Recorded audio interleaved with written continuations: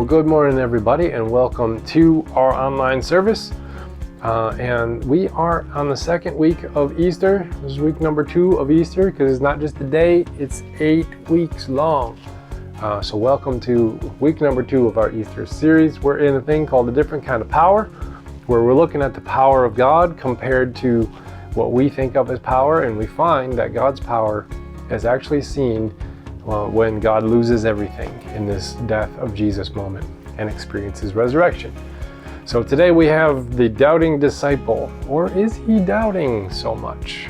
Thomas. Yep, I'm named after the guy.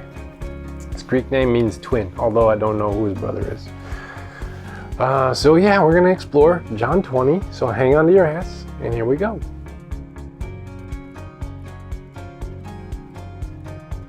Now, when I was a teenager, I worked in a restaurant called Mountain Jack's. It was a really nice steakhouse, and I was a prep cook, so I prepared all the food to be cooked by the line cooks, like making the soups and the sauces, dicing vegetables up. Seasoning steaks was a big part of it too. Now, one time I was standing next to the chef, and we were working together on wrapping these seasoned steaks in some plastic wrap. And I couldn't reach the box, so I reached under the chef's arms and pulled the box wrap through, but I dragged the serrated edge used for cutting the wrap across the underside of his arm, slicing it open. And he winced in pain, and he gave me a look that was like, really? You just did that? And then he held up his arm, and like blood was flowing down. And I tell you, I felt really dumb. I felt guilty. I felt stupid. I felt really sorry. Now, he went and cleaned himself up, and he forgave me.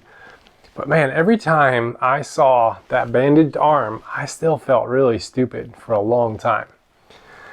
Now, Christ reveals his wounds to the disciples today, but they rejoice. And I want to know why. Well, let's kind of reset the scene so that we know what's going on here. We're in John 20. The disciples made a journey towards Jerusalem to seize the throne. And they believe that Christ is the promised Messiah, and they've attached all their cultural religious expectations onto what that could mean. And they believe that Christ is going to clean up all the political and religious systems that are corrupt to the core, and then dole out God's judgment upon the evil Roman Empire that occupies their home. But Jesus keeps talking about he has to go and die at the hands of the very systems that they expect him to overcome and overthrow. None of it actually makes any sense to them. So Christ willingly walked into the hands of his enemy and died. That was just like 48 hours ago in this narrative. So now it's Sunday evening. The women disciples have said something about seeing Christ risen from the dead, because they're the ones who had the courage to leave the house and visit Christ's tomb. And then all the men disciples are hiding in this place with like locked doors in fear. Now, things outside have not calmed down yet from the whole weekend's turmoil. And then Jesus is just like standing there among them saying, "Peace to you." Like, really? Roman soldiers are patrolling the streets, an angry mob still hot and bothered. The religious authorities are probably still on the lookout for Jesus' followers, trying to stir things up again. And Jesus says, "Peace to you." It kind of sounds like that situation where you're like, hey, calm down. And then you don't calm down. It just gets you all riled up again. What kind of peace is even available in a moment like this? And then he shows off his wounds on his hands and his side where he got the spear in there. Why? Maybe it's to show them that his humanity is still here, so they know that this is the same man who hung on the cross a few days earlier. So this means that what Jesus said was true. Human evil wasn't stronger than divine love and humility. Could be that, maybe. But maybe also to that, Christ shows them their failure. See, most of these men abandoned Christ in his hour of need, just before the crucifixion. They were all like, we're going to go and die with him earlier in this book. But they expected to go down in this glorious battle, not walking willingly into the clutches of their enemies. And now Christ shows off his wounds. But not to make them ashamed. They rejoice when they see the wounds. And I had to ask why. They now see firsthand that their failures did not lead to the end of their Messiah and God's mission. Not only did Christ overcome their failures, But he proved that all of his teachings were true. He took all of the human evil that we could conjure up. He absorbed it all into his being, and it killed him. But he walked through death unscathed, and now stands before them alive, bearing the marks of his death for them to see. Now, the way of Christ is a non-violent love that seeks justice. And now this has been proven true and more powerful than evil and power. Now, their failures were not powerful enough to divert God's end of love and justice for the world. So this moment feels like forgiveness and redemption and hope, bigger than their ability or inability to be faithful, powerful, or successful. Somehow, Christ's resurrection transcends them and yet includes them.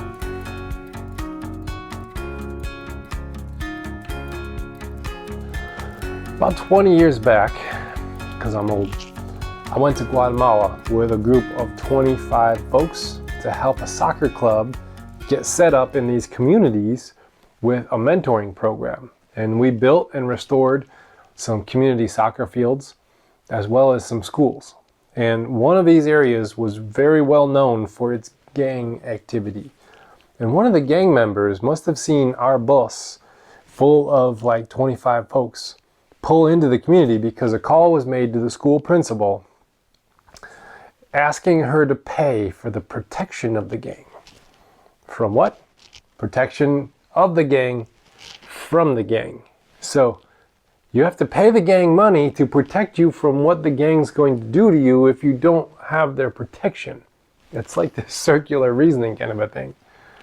Well, this principal was a really bold woman, and she told them if they wanted the money, they can come and get it. And then she's like, bam, she hung up on them like that. Now we finished our project at the school for the day, and the gang never showed up. That was good. And we decided not to endanger the school or our lives with our ongoing presence there. We didn't take on any more projects there. Now, I've heard the gospel message given in such manner. Think about it. God wants to save you from what God will do to you if you don't ask God to save you. Like, is this good news really that awkward? Is this what it's all about? If we bring this theology down from the clouds down to earth, it becomes really absurd. Like, imagine that you owe a debt to the mafia that you didn't even know about. And then someone comes up to you and says, hey, you owe Knuckles $1 million. But I got good news. Knuckles' son, he's over here. He's willing to pay it off for you if you ask him. If not, Knuckles is going to come and break your legs. You might think, what is this? Like, is this some good cop, bad cop scheme? Well, I didn't think God was like the mafia. But hey, I guess so, or not. Now, God gives some authority to these people. If you have like mafia mind in here, like God is like the mafia, then he gives authority over the apostles. If you forgive anyone's sins, they're forgiven. If you retain them, they are retained. Like, holy cow, you now have ultimate authority in the universe to control people's post-mortem destiny. It seems like a whole lot of power to be given to a small group of folks. It seems like maybe that they could use that authority to manipulate people into getting certain benefits. Good thing that's never happened in church history before. Whew. That was close. All right, I'm being a little bit facetious, but seriously, power corrupts and absolute power corrupts absolutely. So it feels like in this passage, if you have mafia mindset, the mafia god now has these hitmen. And these are all like common modern interpretations of this moment, but they're absolutely blind to the problems created by these perspectives. So what's really going on in this moment? If it's not mafia god with his hitmen, what if this is a call to participate in what these disciples have just experienced? The extension of forgiveness in a restorative way. So this is not the consolidation of all of heaven's power into the hands of a few, but an invitation to a way of living that allows love to flow through you back into the world. So retaining sins then is not an authority given out to throw punishments at those you perceive who are worthy of them, but it's actually a warning of stopping the flow of forgiveness in the world. So like, if you are the people of forgiveness, if you don't do it, who's going to do it? You know, you're the people who pray, Father, forgive us our debts as we forgive those in debt to us. Like, after all, that's what just happened to the disciples. They were confronted with their greatest failure, their wounded Messiah. They abandoned their Lord, and they were extended forgiveness. And now they have the opportunity to replicate that for the world.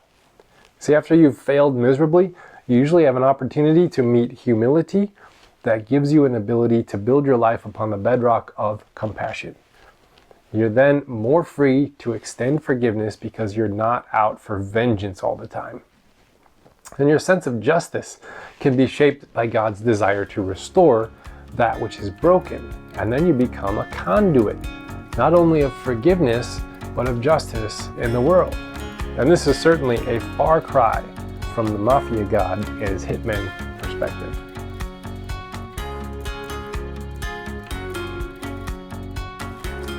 Have you ever had a chair give way underneath you? That can be a pretty painful experience, whether to your pride or your butt, or both, I don't know.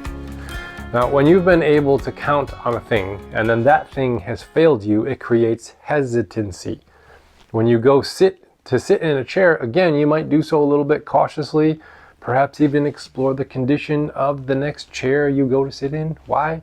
Because a sense of trust has been broken. And that sense of trust needs to be built back up before you flop down into another chair without thinking twice. And that is the nature of trust. It's earned through experience. The disciples have seen Jesus. From Mary's encounter with Christ to the 10 disciples locked away hiding in fear, encountering Christ, all of them have seen Jesus now except Thomas. He wasn't there. We don't know why he wasn't there, but he wasn't there. But when the news came to him that they all saw Christ alive, he says that he's not going to believe it until he can physically touch the wounds of Christ. Okay, I get a little bit squeamish around like people's insides being on the outside. Maybe you're the same way. I once cut off a piece of my finger while I was chopping vegetables, and the sight of a piece of my finger on the cutting board, like I just turned white as a ghost, got nauseous, and had to go sit down. So I have a harder time with this passage for that reason. Like, why would you want to touch it? This is gross to me. I'm sorry. But we have to remember that John is writing in a style that is meant to be more mystical and symbolic. He messes up the timeline of Christ's life on purpose to communicate a point. He uses language and imagery that's meant to be poetic, and he communicates details about events that have double meanings, like the topical and the spiritual. He's very gifted at writing in this way. So touching the wounds of Christ is meant to be read in the same manner. Christ's wounds are for the world, so they are also encompassing the world's wounds. Contained in the wounds of Christ are all the wounds of the world as well. And Thomas is a soul that has been wounded. Now, Richard Rohr sees Thomas's desire to touch the wounds of Christ as a way of seeking union with Christ in his woundedness. So he actually wrote this. He said, Thomas is not doubting the reality of the resurrection. He is simply trying to touch the wounds of a world in pain, as though to say, I will not believe in a world that is not healed. Thomas's desire to touch the wounds is not just about seeking proof of the resurrection, but about acknowledging the reality of suffering in the world. Not just physical wounds, but emotional, psychological, and spiritual ones as well. And seeking a path towards healing and transformation. Now, this is a central theme of Christian spirituality. When we acknowledge the wounds of another as being real, we can participate in the ongoing work of Christ in the world. The other disciples did not need this extra encounter like Thomas did, but Christ honors his request. He's not doubting Thomas as much as he is hesitant Thomas. You see, when we acknowledge another person's hardship and get in proximity to touch it and interact with it, we meet them as Christ met Thomas. Now, having wounds ourselves and being vulnerable about that, we can then offer them up as an act of solidarity that helps the other feel seen and not alone. Some of the most powerful words someone can hear in a moment like this is, yeah, me too. You're not alone. You are not insufficient. It's just really that hard. That space of kindness strengthens us. That's where the power of God is felt, more than muscling through anything that you could just power through. This story is an invitation to see another person's reality and honor it with a compassionate presence. And we are the ones referred to at the end. Blessed are those who believe, who don't see.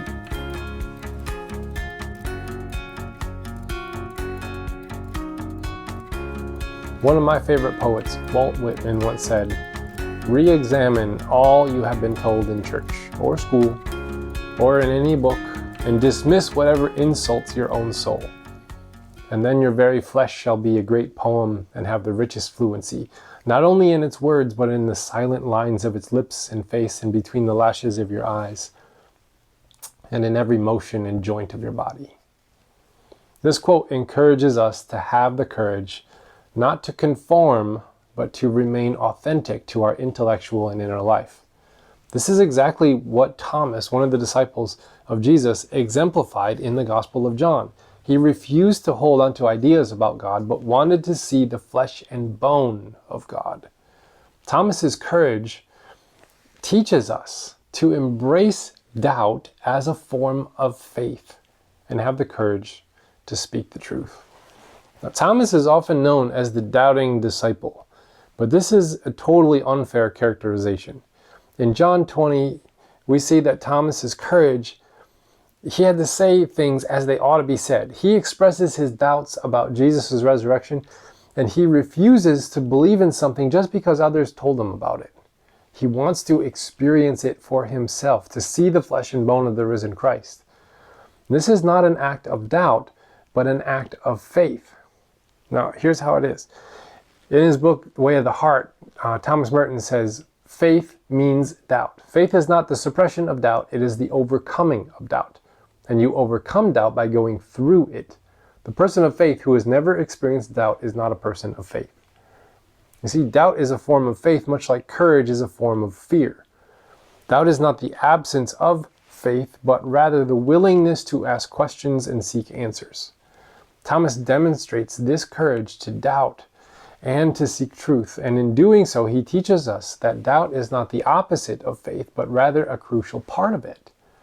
So instead of seeing Thomas as this second-class disciple, we should look at him as the father of courageous and authentic faith. Thomas's courage to question and doubt was not only seen here, but in John 14:5, when Jesus tells his disciples that he's going to die, but also to go and prepare a place for them after he dies. Thomas speaks up and he says, hey, Lord, we don't even know where you're going. How are we going to know the way? I love Thomas's willingness to ask questions and seek understanding, even when it may be a little bit uncomfortable. And Jesus never scolded or punished Thomas for his questions, but instead met him where he was and provided what he needed to believe in his own way. So Thomas teaches us the importance of being authentic to our intellectual and inner life, even if it means questioning and doubting the things that we have been taught. You have to own them for them to be lasting. You can't just conform to what was handed to you. You see, your soul is a teacher. It already knows the truth, but a truth that can't be grasped with concepts, ideas, and propositions. Faith is a wordless kind of knowing that we grow in confidence with as we wrestle to integrate our inner and outer worlds together into a cohesive confidence and peace.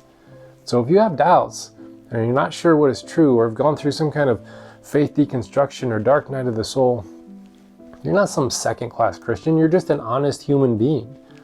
Thomas inspires us to have the courage to not merely hold on to the things that were handed to us, but to own them through our own wrestling with it. So be patient with yourself as your soul teaches you to find what is true.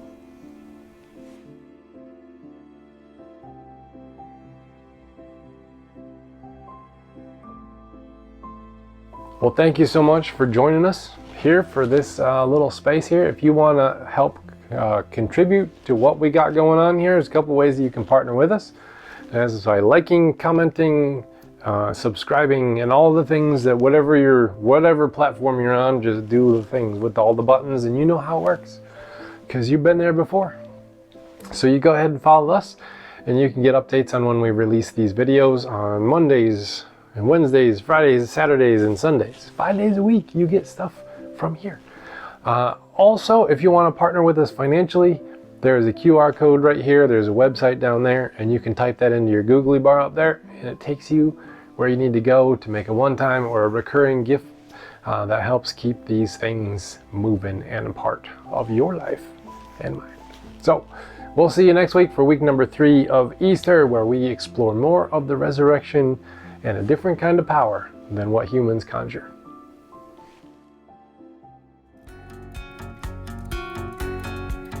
Okay, here we go.